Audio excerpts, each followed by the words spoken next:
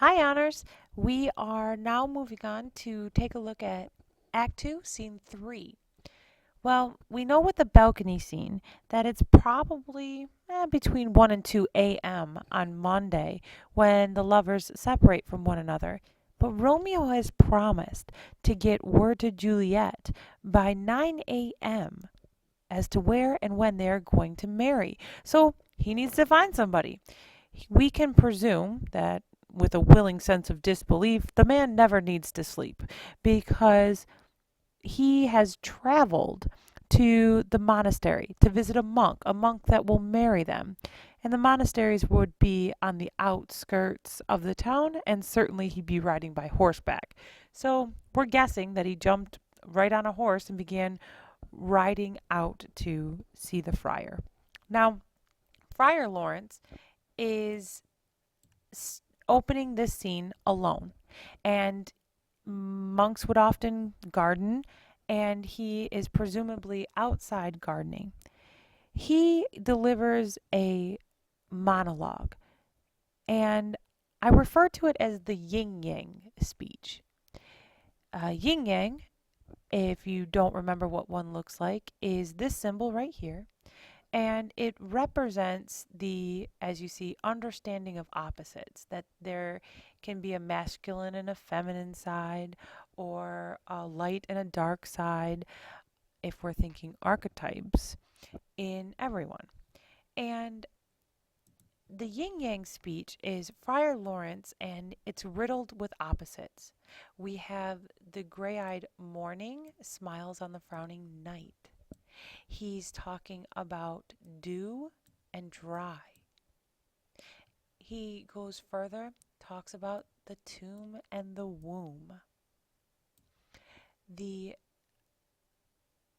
virtue and vice. He talks about flowers and weeds. Basically, setting up for the reader a silent reminder that everything seems wonderful right now with Romeo and Juliet's relationship, but there's an opposite to everything. And what should be the next part, a really happy scene, is a little reminder that things aren't as happy as they seem they are going to be. But at the end of the speech, Romeo walks in and he says, "Good morning, Father." And Friar Lawrence says, "You know what?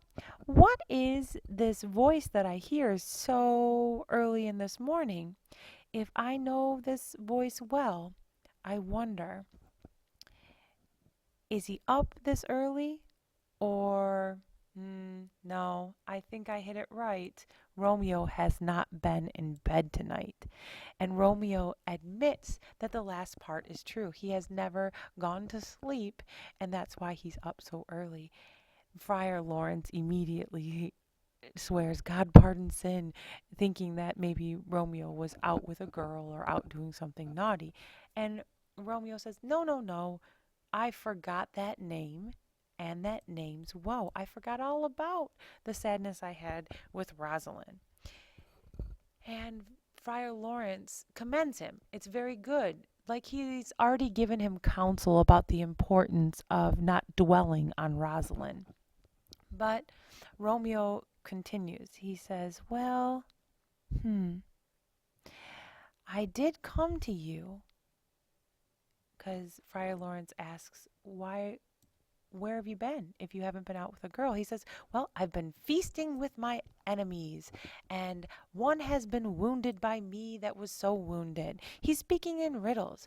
And Friar Lawrence says, "Would you be plain? You need to express to me what's going on, because if you don't tell me what's going on, I'm going to give you riddling shrift or false advice. I don't understand what you're saying."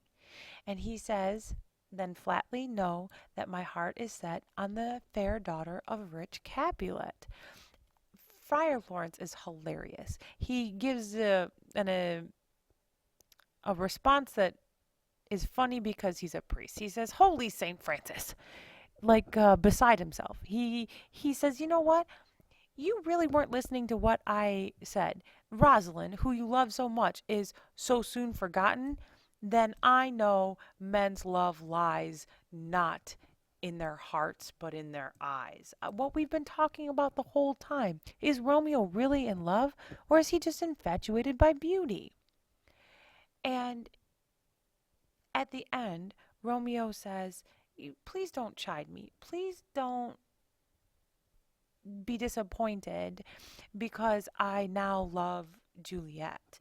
And he says, I'm not upset with your choice. I'm not upset at you for doting, but I'm upset with you that you were so hurry up to lay one in and another one out, that you would be so quick to say you love somebody and then somebody else, because all it does is show me that you were never in love at all.